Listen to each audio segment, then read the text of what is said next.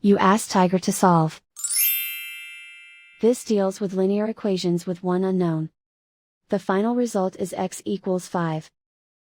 Let's solve it step by step. Simplify the expression. Expand the parentheses. Simplify the arithmetic. Group all constants on the right side of the equation. Subtract 9 from both sides. Simplify the arithmetic.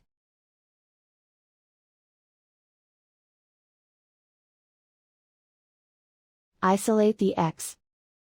Divide both sides by 3. Simplify the fraction. Find the greatest common factor of the numerator and denominator. Factor out and cancel the greatest common factor. And so the final result is x equals 5.